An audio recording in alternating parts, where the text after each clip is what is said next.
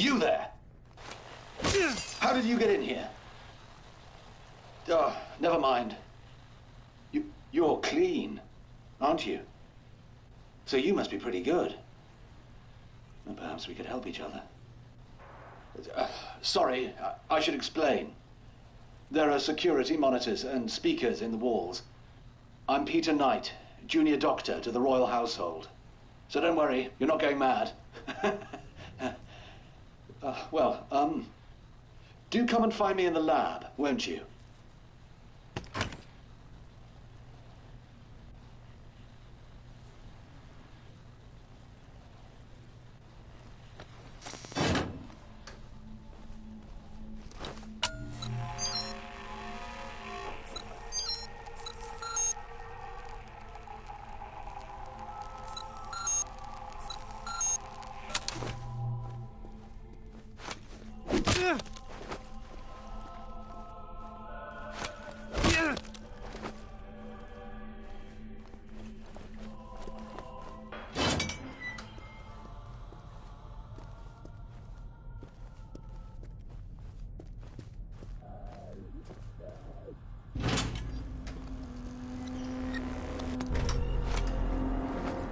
Yes.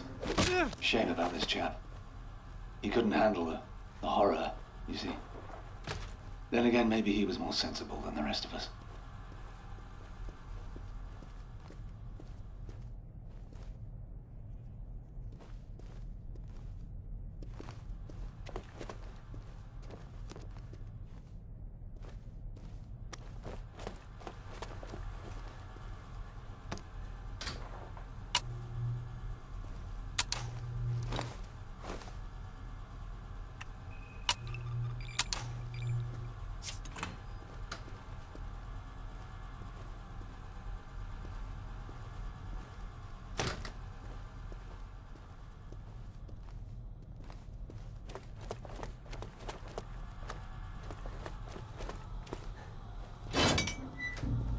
Sorry, I know these corridors are a labyrinth.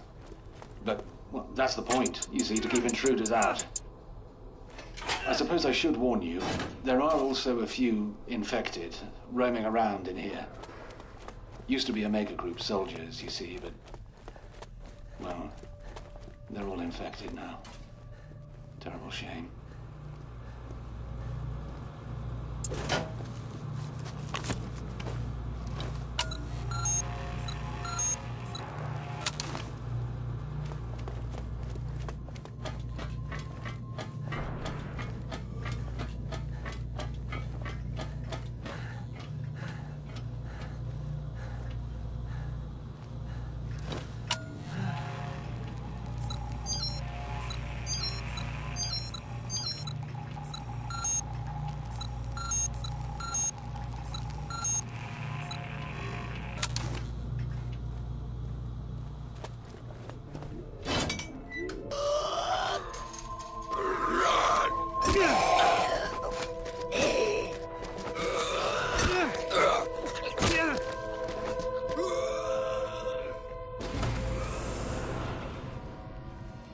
Welcome. Do make yourself at home. But please don't touch anything. This is all vital scientific work. I'll close the door behind you, just a precaution. Sorry I can't greet you in person. It's safer for both of us, you understand? I'm researching a cure for this terrible infection, you see. It's slow going, as I have so few subjects to test on. Like those poor Omega Group soldiers. Not my finest hour, I fear. If you'll forgive me for a moment. I'm sure you can help me.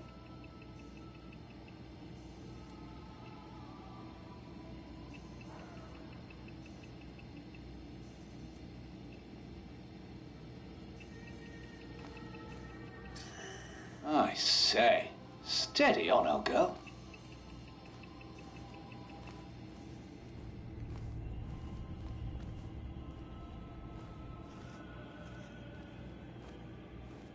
Right. Now here's how you could help. There's a book, De Remedii Secreti by Conrad Gesner. A fascinating text, But what I'm after is Dee's own copy where he made annotations. I believe it's in the palace library, which means going upstairs, I'm afraid.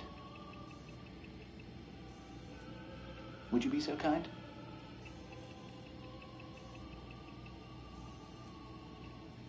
The bunker elevator can take you up to the palace.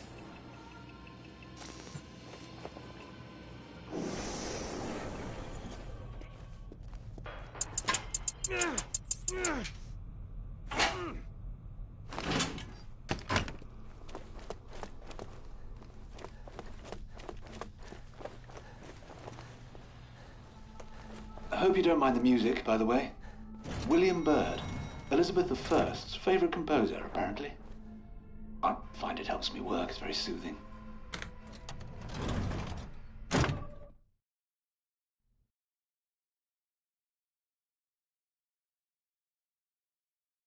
You're doing ever so well. I do feel awful about the poor guards. Well, technically, I'm in Omega Group myself. Started as an army medic, and then they posted me here. It's such a shame. Those soldiers were an elite. It's so sad to see them like this.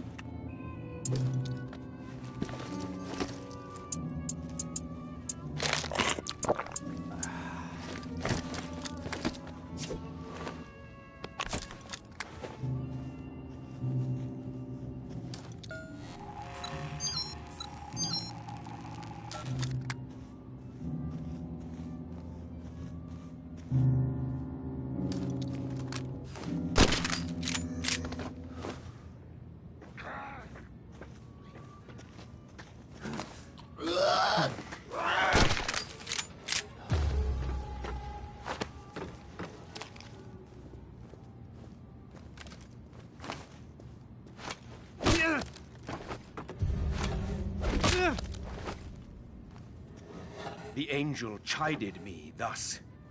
Ignorance was the nakedness whereby you first were tormented, and the first plague that fell upon man was the wanting of science. The want of science hinders you from knowledge of your own self.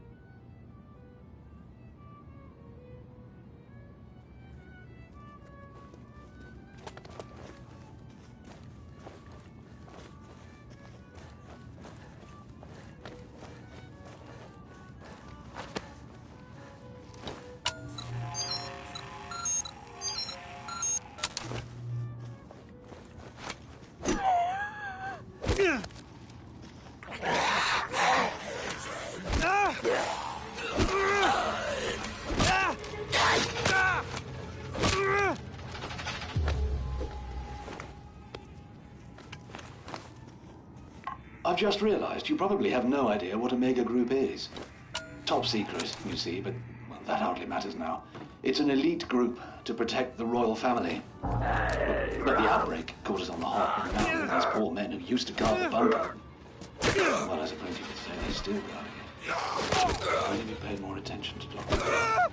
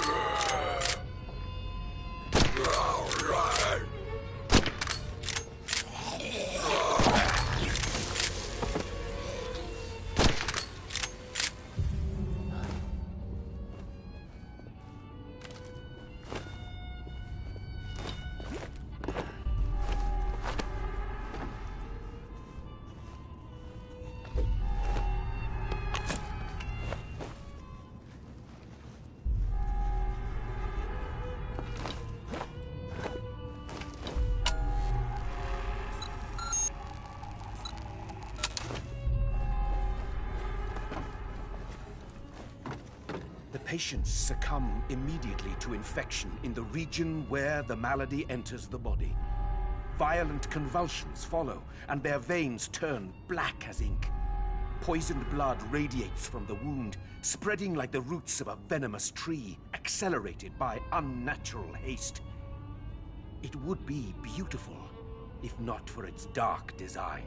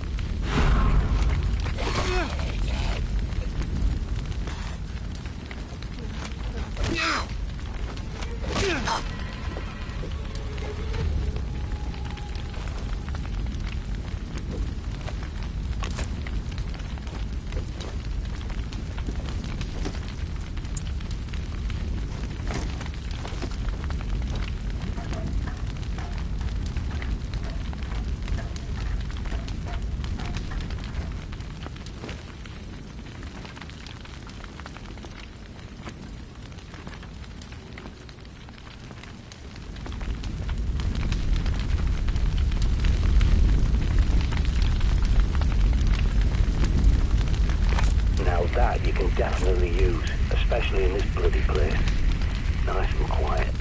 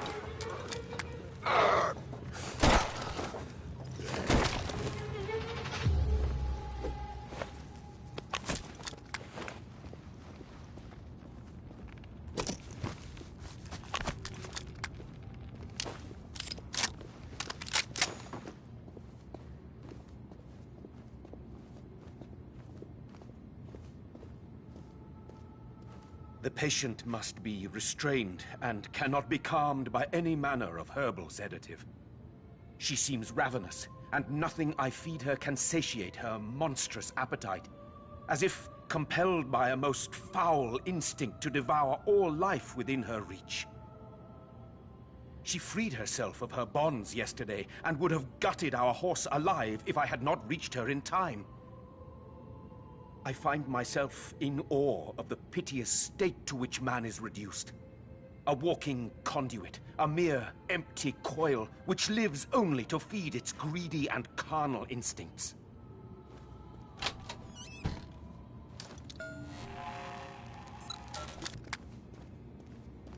Where was I? You must forgive me. I'm a little distracted. Ah, yes, Dr. D. John Dee was a scientist, alchemist, natural philosopher, and all that, to Elizabeth I. Some people say he was even a spy. Imagine that. And Dee wrote a warning, you see, about this outbreak. Oh, dear. Sorry, mustache.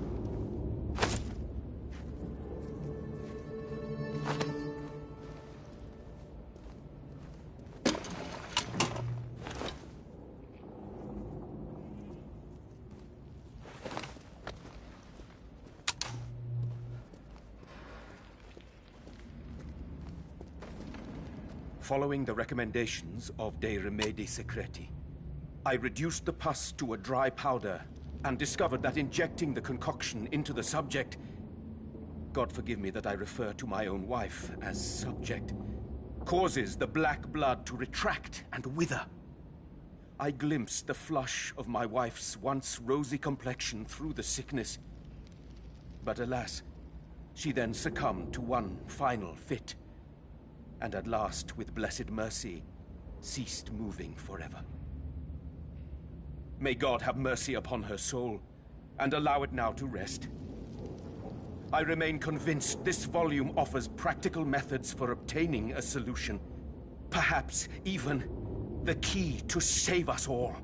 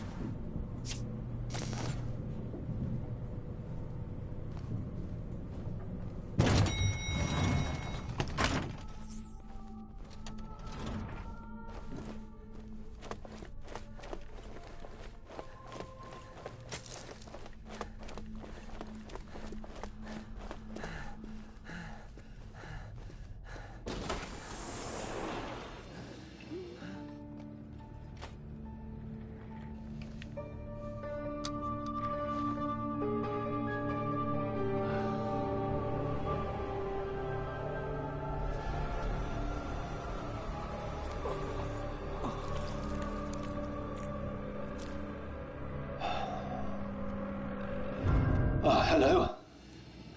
Oh, see you found Gesner's book. I do hope it wasn't too much trouble. Pass it through, would you?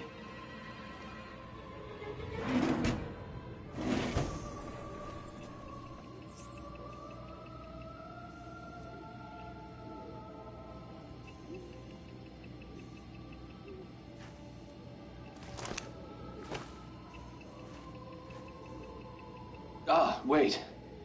There's something else. That gadget of yours looks rather like something the Omega chaps used to carry. Will you step over there and scan that infected chap with it? A full scan and analyze, mind you, to isolate the infected gland. The human body really is a fascinating thing. Even after all vital signs in the subject cease, the body continues to fight the infection. Amazing, eh? I thought so. You'll have to put him out of his misery first. Then take the syringe and fill it up with antibodies from the infected gland.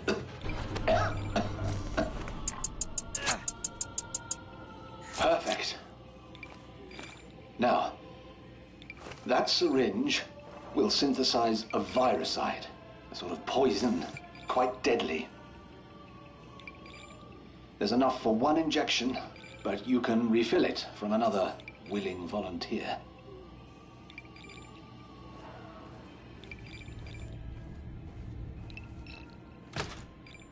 In return, I need another favor. A second book, Studium Contagione, the study of infection by Dee himself. It's very rare. But I happen to know Ron Friedman has a copy in his flat on Brick Lane. Ron's one of those Raven chaps, you see.